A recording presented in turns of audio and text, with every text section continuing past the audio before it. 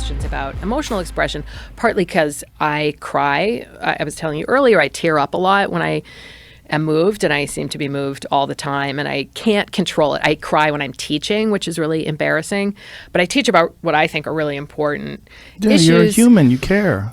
I care a lot, but I care so much that I just cannot control my reactions. I think that's great. In the book, that is something that I write about at the end. What I want for my son, here's where I start getting emotional.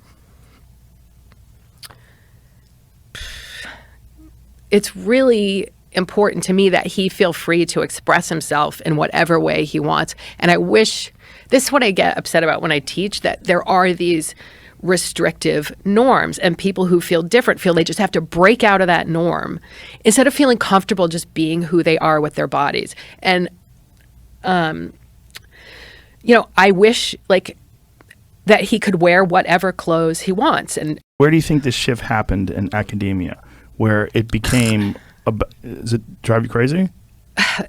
It's so sad and discouraging to me. I mean, it makes me want to leave. It's really, it's sad. Socially, it's sad because I can't talk about what I want to talk about. I showed you some of the things my students said. Mm-hmm. They want the truth, but they're afraid to speak up. Sorry, It's okay.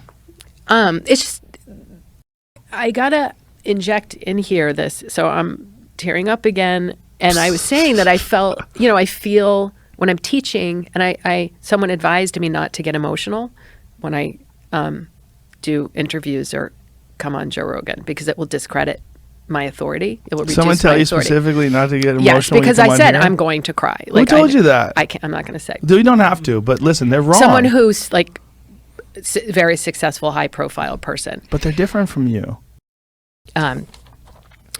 During my freshman year of college, I somehow built up the courage to tell my very Catholic parents that I was dating my friend who was a girl. Needless to say, I can categorize that day as the worst day of my life. After many years of therapy, I'm in a better place, but I never stopped feeling that something was wrong.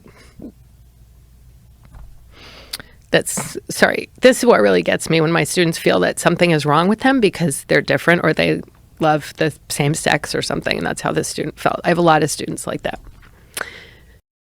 I mean, I just met you. We met a few hours ago. That's it. Yeah. Right? So we've cried together. A couple times. But that's how people should be. You should be able to do that with people. Crying is energy. It gives you something. You're going to suppress that? It can sometimes express love in a way that nothing else can.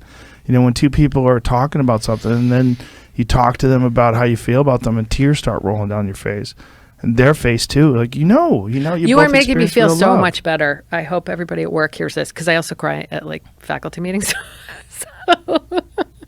And I've been so embarrassed. But you're making me cry again. No, I cry when I talk because I also do advising, and I always want my students to travel. If they haven't left the country, I want them to travel. And I start talking about my traveling, or that they should travel or whatever, and I just start crying talking about traveling. It's okay. You're an open person. It's good.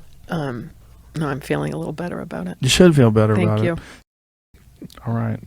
Thank you, Carole. That was fun. Thank you so much. I really enjoyed it. I really did. You. It was Me a great too. conversation. Right. I've never cried more. I've cried 3 times during that podcast. Really? Yeah. Because it's you. You're very vulnerable, and I'm vulnerable with you. That's what it is. Thank you. Thank you. Okay.